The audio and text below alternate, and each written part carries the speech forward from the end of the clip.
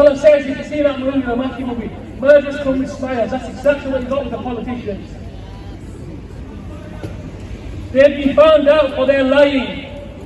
They've been found out for their way, for manoeuvring their weak ways into the position of national leadership of this country.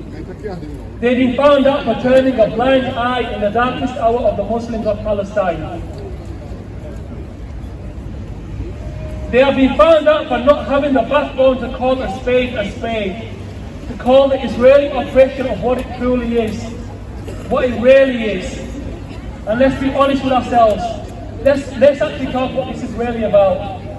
In truth, the blood of a Muslim is far less than the blood of a Christian or a Jew. That's the mere truth. The blood of an Arab is less than the blood of a European. Shame! There is not a single person here today that stands for the murder of innocent civilians. Innocent women, innocent children, innocent Muslims, innocent Christians, innocent Jews, they're all innocent in our eyes. At the same time, not a single person standing here today is afraid to stand up against the tyrannical leaders of our time. But some people think that international war crimes are being for Palestinian people. Death, rape, slavery and murder. Genocide. Let me repeat again, genocide. Complete annihilation of the Gaza people. This is what we are witnessing today. And not a single word, not a single leader has been forced to say enough is enough and really murderous government.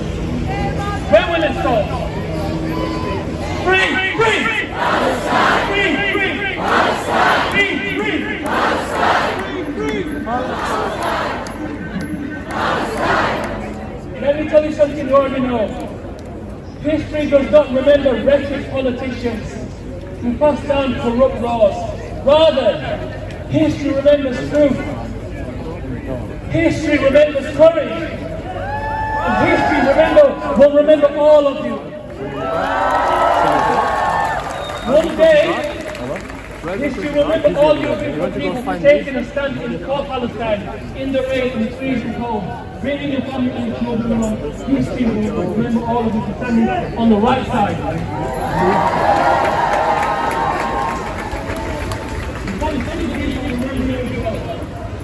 Let me tell you something. Let me tell you someone who history will also remember. History will remember the people of Palestine, who will arguably go down in modern history as the most courageous, the most humble, the most resilient people of our time.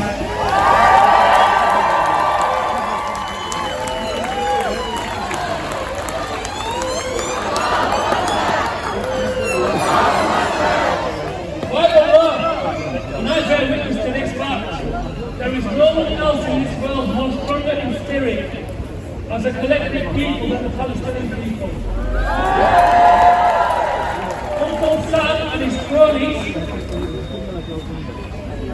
you just look at them in shame, complete rubbish. There's no such thing as the blood of the Palestinian people.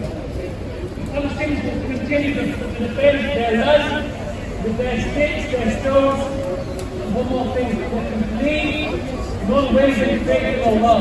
Remember this. Say you need with both hearts of Palestine to hear you. Free! Free! Palestine! Free! Free! Palestine! Free! Free! Palestine! Brothers and sisters, may Allah bless our brothers and sisters of Palestine with peace, with security, with dignity, with respect, with warmth, with shelter, with happiness, with the opportunity that every single human being deserves. May Allah give the Palestinians the freedom so much deserved. May Allah increase their Islam. May Allah give the blessings. May Allah increase the blessings of all the Lord of Allah. Thank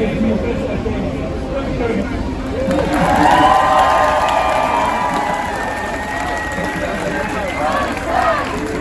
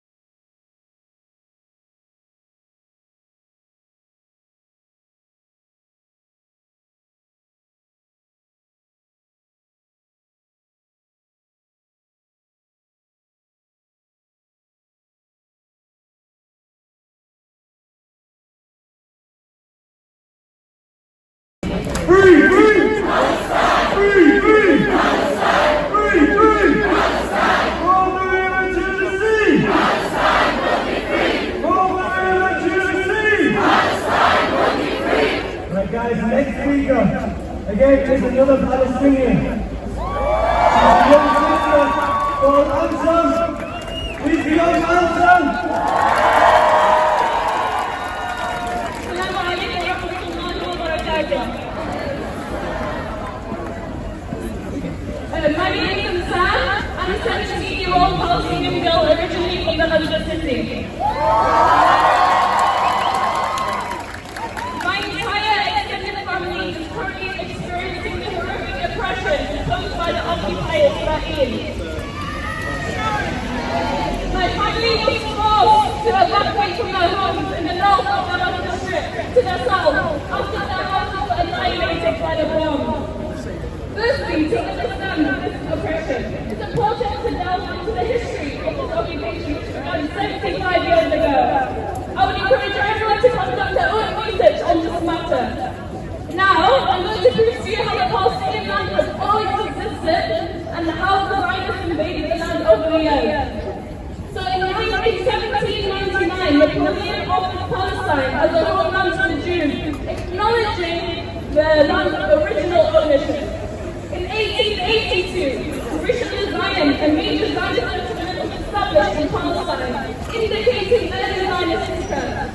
In 1885, the term Zionism was first coined. In 1907, Zionist leader Alan Weinman visited Palestine for the first time. In 1916, the Zionist People's Secret Agreement was signed, dividing the Middle East between the French and the British.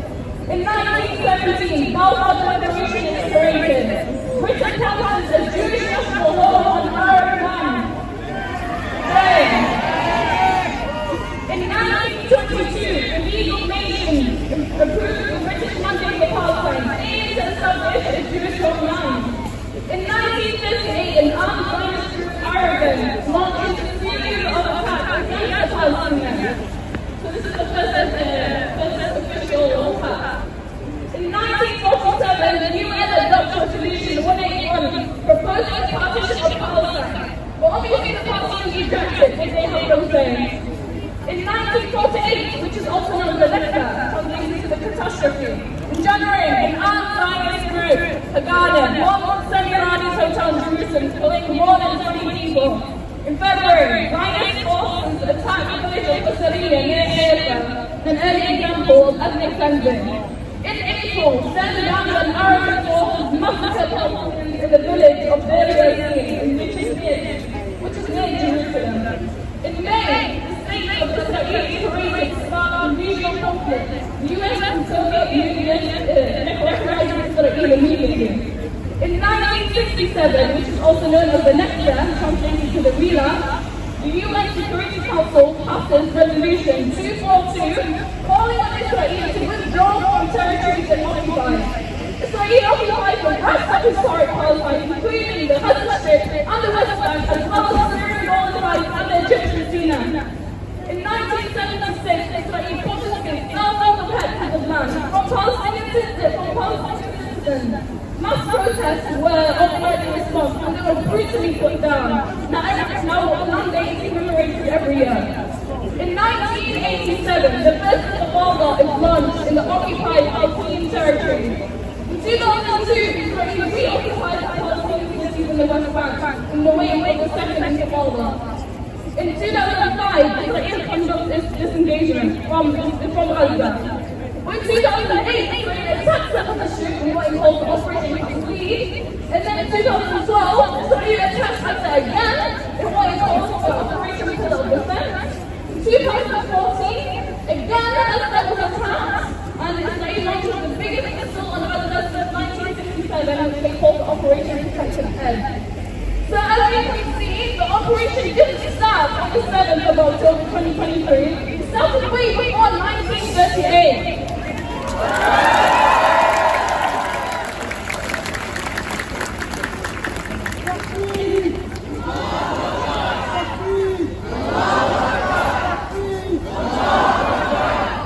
In 1920, Palestine was far from an empty land.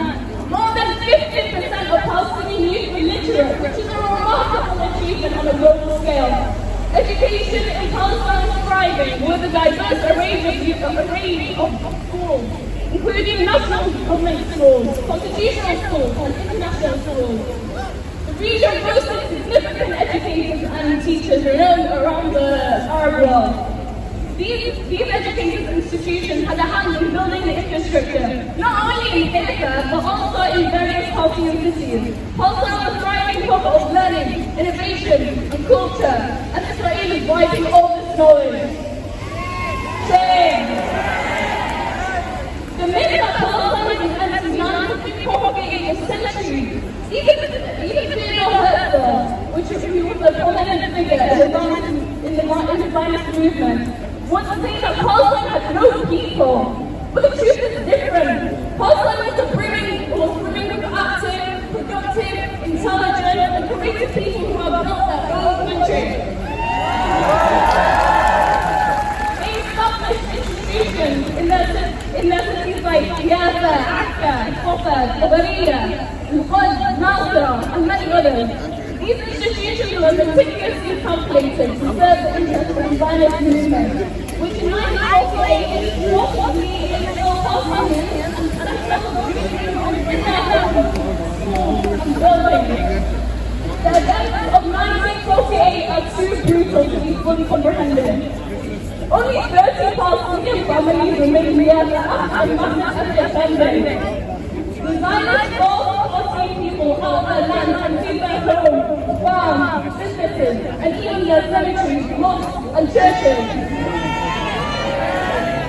It was not just that, it was legalized death. Israel remains the only country in the world that refused to allow those displaced to return back to their homes. Even if they're only 1 kilometer away from their homes, they still aren't allowed to return. For example, those residents of the village named Tabariya, which is near Nasra, they left the bombardment and armed operations and they went to Nasra. That's their basic human right, to seek shelter when needed. But till this day, they still can't return back to their homes. In conclusion, the historical facts reveal that Palestine is far from empty, and its people have built a thriving society. It is a land with rich history, vibrant culture, and resilient people who have a right to claim to their homeland. It is only through acknowledging this history that we can move towards a just and lasting solution in this region. This shows that the native Palestinians from early history till now have not given up. Even if all the Palestinians died, the last remaining Palestinians will still resist till this day.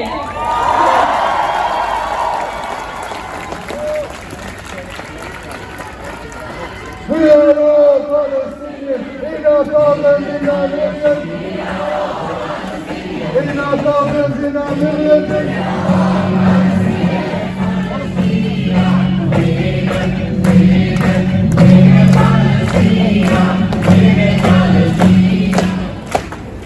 Guys, just want to remind you, we've got some charity buckets going around.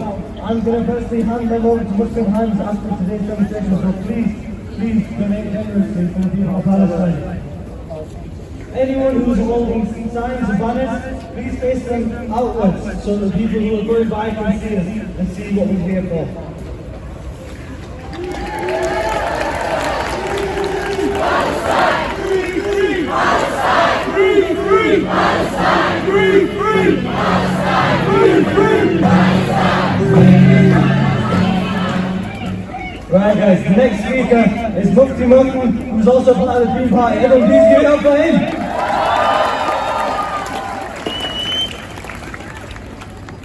Assalamu alaikum wa rahmatullah.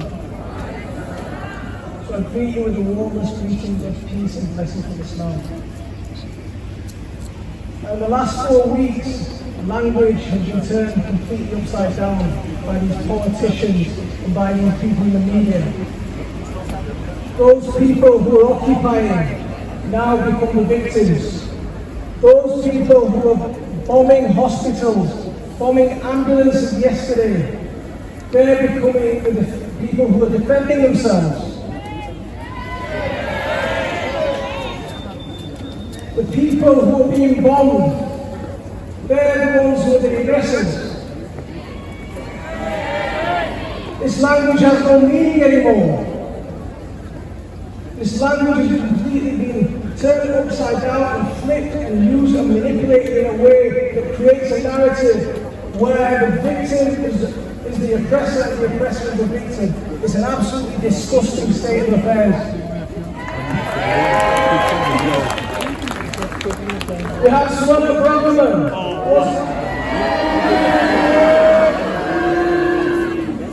Suella Braverman wants to call these hate marches. Now these marches are mixed with Muslims, they're mixed with Jews, they're mixed with Christians, they're mixed with people of no faith at all. Every person coming together in one voice to demand a ceasefire, to demand occupation, to demand freedom of people.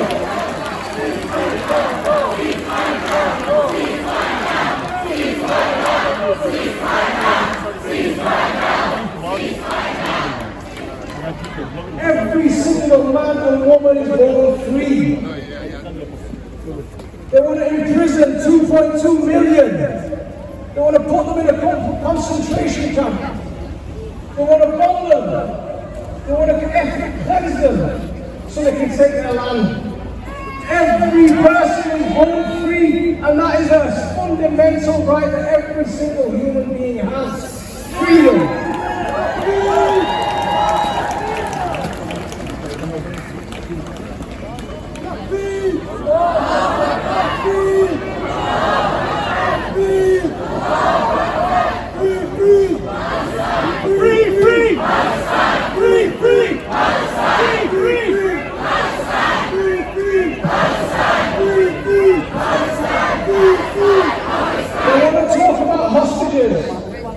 Talk about hostages. 15,000 people are in Israeli jails right now without any charge under administrative detention. That includes men, women and children. Free the hostages. All the hostages. Let's not be selective. Let's not be selective in our discussion oppression. Every single act of oppression is equally as vile.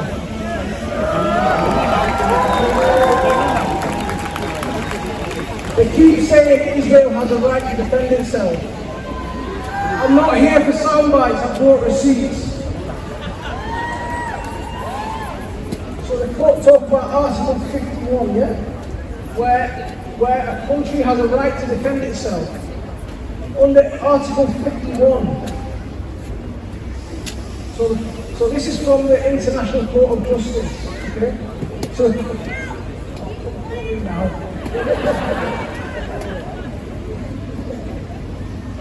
So the court also notes that Israel exercises control in the occupied Palestinian territories, and that Israel itself, the threat which it regards as justifying the construction of the wall, originates within and not outside that territory. The situation is thus from that contemplated by the Security Council resolution of 1368 and 1373, and therefore Israel could not in any event invoke those resolutions in support of its claim to be exercising a right of self-defense.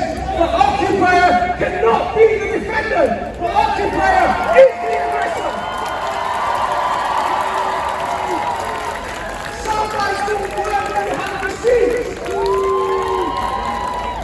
We call for a ceasefire now. We call for an end to occupation. We call for freedom for every single human being.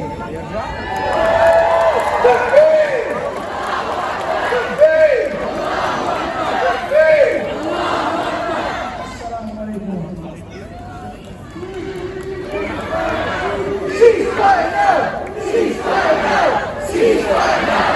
Ceasefire now!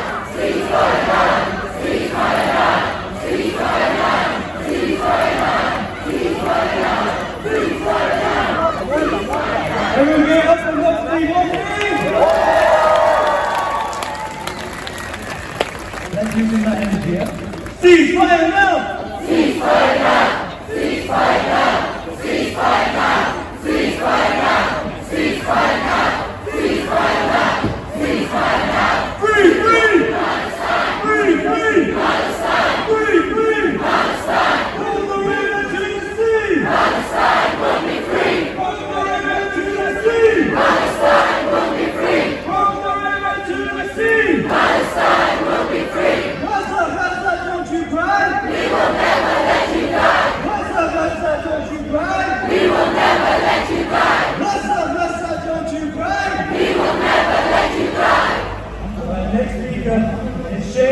from the Irigi-Palestinian Island. Everyone please give it up for Shane!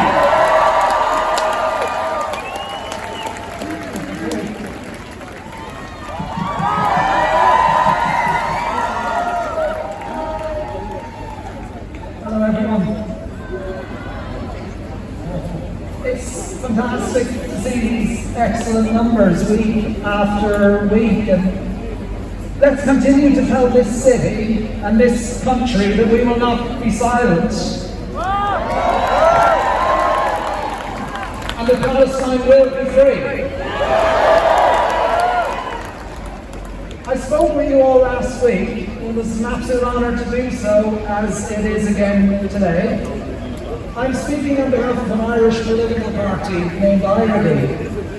We are a Republican party, and we, like all Irish Republicans, feel a close connection with the Palestinian people and the Palestinian cause. And we will stand with you for as long as it takes.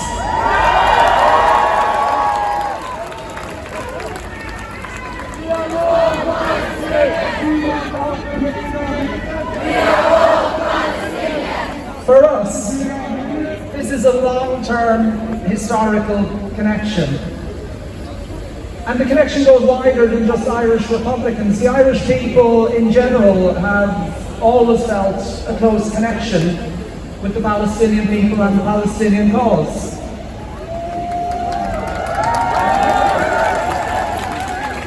The sovereign state, the sovereign government, were one of the first states to extend full diplomatic rights to the Palestinian representatives in Ireland.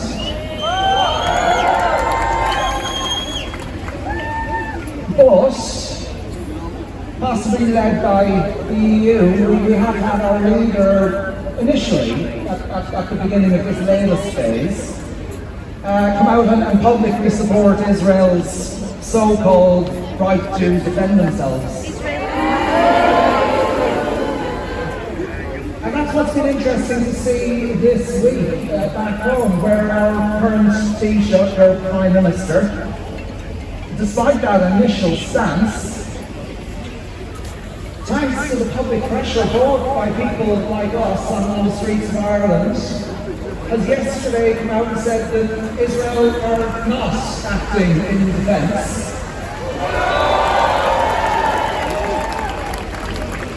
He has called for an immediate ceasefire, and he has accused the Israeli state of acting in collective revenge on the Palestinian people. Wider than that, there's a growing campaign in Ireland to expel the Israeli ambassador. And we in Ireland strongly support that. And if this change can happen in Ireland, it can happen here as well. And when this change spreads, we can bring this decades-long campaign of horror and of ethnic cleansing to an end. And we can be the instruments of this change. Last week I finished up by quoting an Irish patriot named Bobby Sands. And I said how Bobby Sands, when he said the words Chucky Garlaw, or our day will come, he gave us hope for the future. And the night is darkest before the dawn, it's dark right now. But if we can keep our pressure up, and if we can stand with the Palestinian people, we can help them achieve freedom. Our day will come, and the Palestinians' day will come. Sorry, Malaga, thank you. Everybody on the scene! Free, free! Palestine! Free, free! Palestine! Free, free! Palestine! From the river to the sea! Palestine will be free! From the river to the sea! Palestine will be free! From the river to the sea! Palestine will be free! Up next. guys, we've got 2 doctors that have been working in Gaza and the West Bank. Dr. Samara and Dr. Abdullah.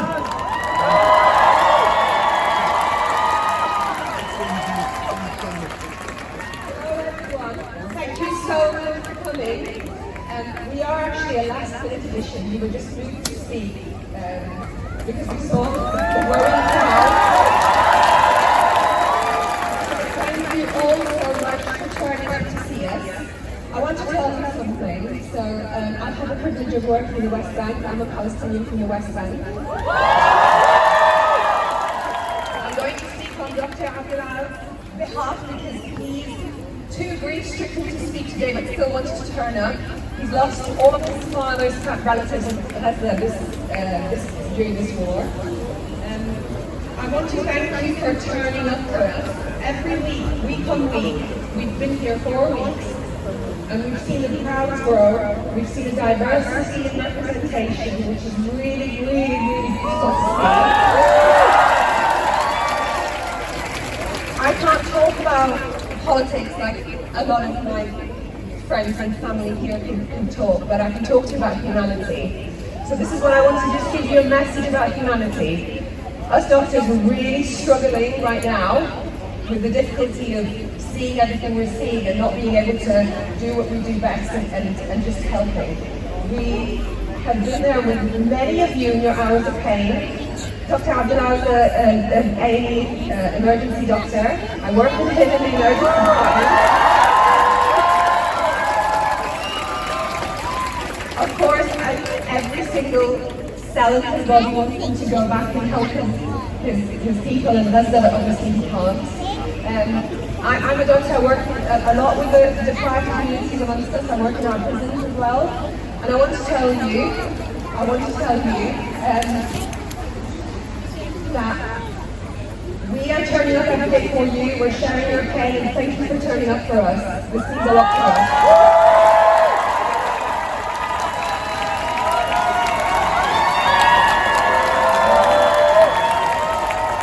Thank you. I want to tell you something. Please care for each other. As a community, we need to come together. All of us, yeah? So, over the last 4 weeks, I've had to dig really deep with everyone to just try and reflect love, try and push for the call for peace, for ceasefire, for humanity, for equality. Yeah, this is what we need in this world today. I don't want to take too much time because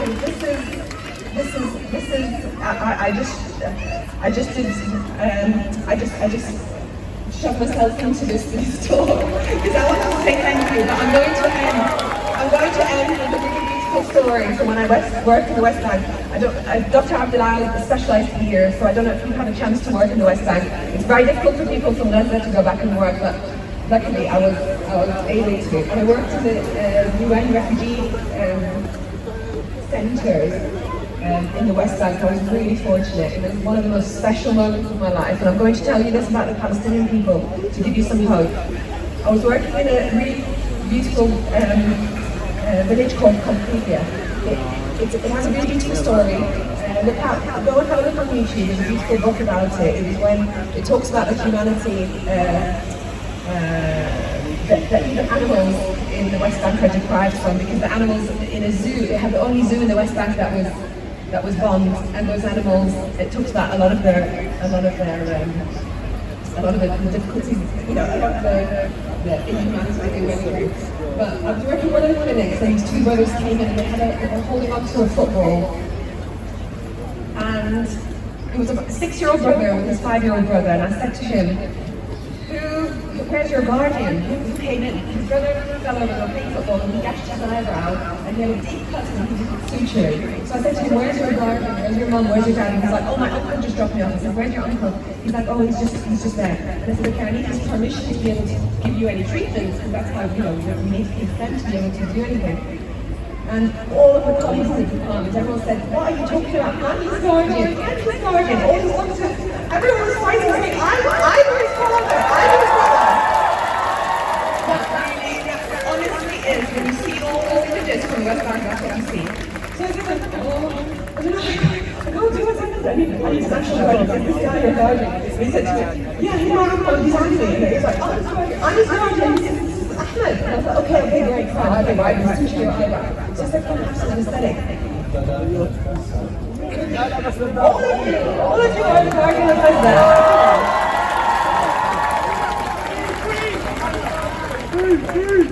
So I'll tell you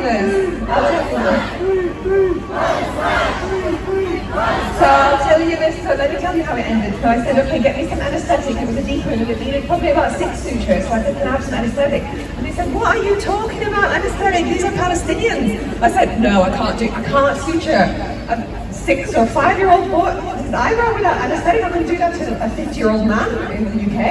And they said, we don't do anesthetic here. Anesthetic is safe for this serious situation. These boys grew up in this situation, they don't do anesthetic. So his brother turned around to him, he was holding him and said, I don't want to hear a single word from you. Do you understand? Right? Now, when we give vaccinations to kids in this country, we get about 6 people pinning them down. For this boy, nobody held him down. He just sat down, cleaned his wounds, put 6 sutures in his eyebrow, and he didn't say a single thing, just one tiny tear rolled down his face.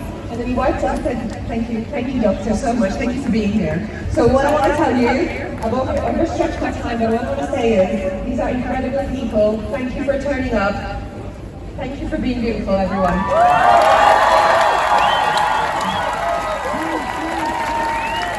Everyone give it up, fun! We have one final speaker with us today. He's a young man from Gaza who currently has family in Gaza. Everyone please give it up for Brother Fawzi!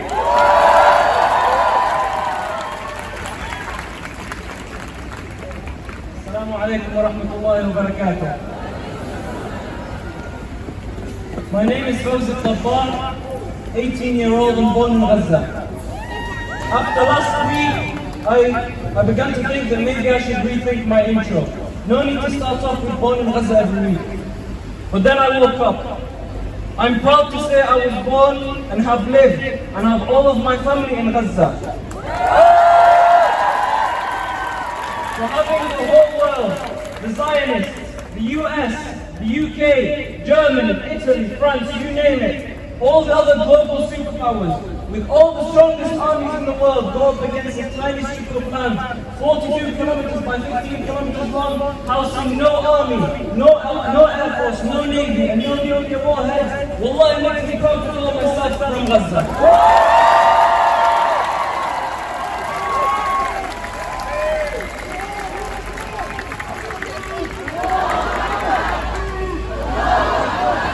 Once again, before I start, I ask upon Allah to grant martyrdom and have mercy upon the souls of my own family that have been mercilessly killed by the Zionist killing machine. And to grant martyrdom and have mercy upon all the innocent souls of Palestine, those who are alive and those who have been killed. Yesterday, the Zionist regime killed dozens and injured many more after the bombing of Al-Shifa hospital in Gaza. They bombed ambulances used for the transport of those who had already been struck by an airstrike. And do you know what the formal excuse of the IDF was? And I quote, the vehicle was being used by a Hamas terrorist cell. How stupid do they think we are? At this point, Israel can blow up half the world and claim to be Hamas members all over the globe, and they'll never be held accountable. They may be able to say their lies and fool the real idiots of this world, and you know who you are, Biden, Sunak, Starmer. But they can't fool us. Unfortunately, I have yet some more distressing stories from my own family in Gaza. On Tuesday, my mother was finally able to contact my grandmother after a long period of time of no connection. They talked about how dire the situation in Gaza is right now, how there are frequent internet blockades and lack of basic necessities from the whole strip. I learned about how my own aunt and her husband had to receive stitches to the back of their heads with no anesthesia. They were considered one of the lucky ones. My mother's 2 cousins were martyred in the same strike that gave them stitches. They're considered the lucky ones, as I said. There are tens of thousands still injured, undergoing amputations with no anesthesia at all. Thousands of young children who have yet to even reach the age of puberty undergo these terrible surgeries, but only one can imagine how painful they must be. My own cousin, Khalid described how he and his father would wait for hours in queues outside a bread bakery at the end of the street they were sheltering in the immense heat every single day, just trying to bring some bread home to their family. Then, 2 days ago, we find out that they had bombed an entire apartment just opposite that bakery. They put the whole bakery out of service. The apartment was empty. There were no Hamas members in the apartment, so why bomb it? What's your excuse? Is that what they want to do? They want to raise fear in the hearts of the people of Gaza, to starve us all to death. Is that what they want? Raise fear among the Palestinians in order to have a second Nakba, expelling millions from Gaza and pushing them into the Sinai desert. We cannot allow that to happen. As advocates for the lawful treatment of Palestinians, we must stand firm with our fellow brothers and sisters and ensure their safety and welfare before our own.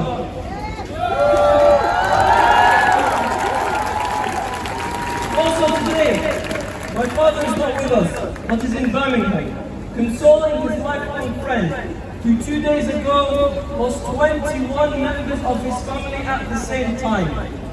21 members! His father, his siblings, and their families. And that's the ones we know about. There are many still under the rubble we don't even know about. All killed in a blink of an eye. Israel, I have a question for you. Was there a Hamas command center in the hearts of those young children that you killed? Is that the excuse that you are going to use again? The narratives I shared to you guys is one narrative out of 2.5 million in Gaza. There are millions in Gaza who have had families wiped out, homes destroyed, and businesses ruined. An example being my good friend, Ibrahim Abu Umar, whom I only befriended 3 years ago after my first visit to Gaza in 12 years. He had a beautiful barbershop, which he owned. He cherished it and he loved it just like he loved his job. The last time I went to have a haircut, he invited me to some biscuits and juice in that shop. Little did we both know that 2 months exactly from that day, the Zionists, after the bombing of a mosque that was opposite to his shop, would no longer have a shop to call his. Completely destroyed. Soon after Islam continues to say that Israel has a right to defend itself. Against what? It's their army that is in Gaza right now, and it's them that occupied us in the first place. They killed our families and kicked us off our lands. We never started this war. They are the ones backed by the Western world that started the 75-year-long occupation, and we are simply resisting.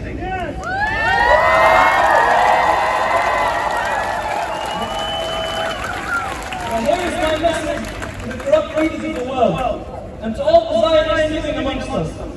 You can try to silence the Palestinians living in Gaza, in Nablus, Ramallah, Jenin, and Al-Quds, and of the hundreds of villages and towns that you wiped off the face of the earth during the Nakba of 1948. But you can never, and I repeat, never silence the millions of Palestinians around the world, such as myself, and the billions such as you guys. But what do we say at every single protest? In our millions, in our billions! Assalamu alaikum wa rahmatullahi wa barakatuh. Takbir! Takbir! Takbir! Unfortunately, we're out of time. I haven't got time to do a speech, but before we leave, let's do a quick dua. Everyone please stay silent and say Ameen. Please raise your hands. الرحمن الرحيم المالك القدوس السلام المؤمن الرحيم العزيز لما إني أسألك من خير ما سألك منه نبيك محمد صلى الله عليه وسلم وأعوذ بك من شر ما استعاذ منه نبيك محمد صلى الله عليه وسلم وأنت المستعان وعلينا بذاك لا حول ولا قوة إلا بالله. Ya Allah, ease the affairs of our brothers and sisters in Palestine. Ya Allah, protect our brothers and sisters. Ya Allah, shelter our brothers and sisters. Ya Allah, ease the suffering of our brothers and sisters. Ya Allah, bless our brothers and sisters with the status of martyrs. Ya Allah, bless our brothers and sisters with Jonathan for the dose. Ya Allah, may we all see the day that Palestine is free. Hasbunallahu wa ni'mal wakeel. Hasbunallahu wa ni'mal wakeel. Hasbunallahu wa ni'mal wakeel. Sallallahu ala nabiyyina khayri khalqihi sayyidina wa mawlana Muhammad wa ala alihi wa sahbihi ajma'in. Ya arhamar rahimin. Everyone please, let's just remain silent and remember all those who have died in Palestine.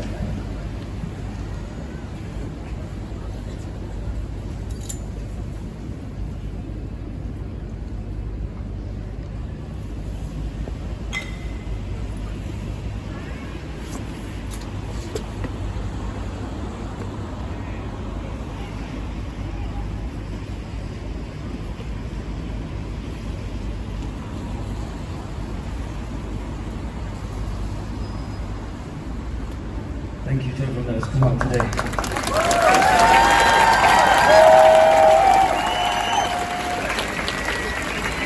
Everyone please return your balance to the front. Please donate generously to the buckets that are going around. Can all buckets please be brought to me now? Everyone please. Thank you. Thank you to Steve, thank you to Colin and everyone that's been involved. I'm free!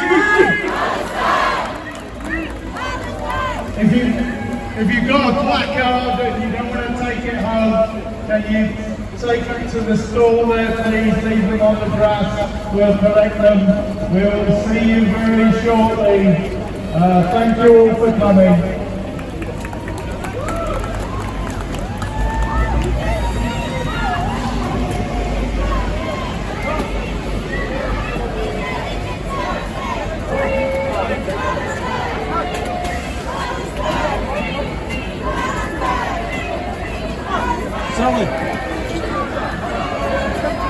Yeah, no, we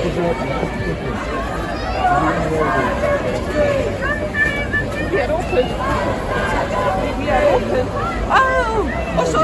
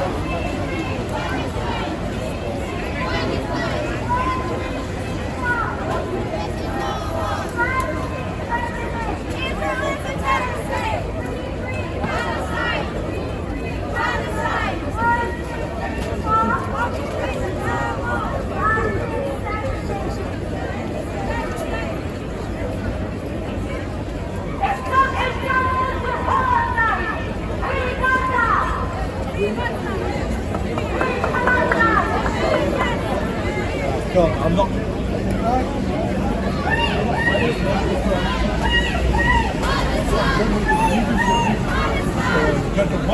I don't mind giving you. No. Yeah, I'm just getting buzzing from here.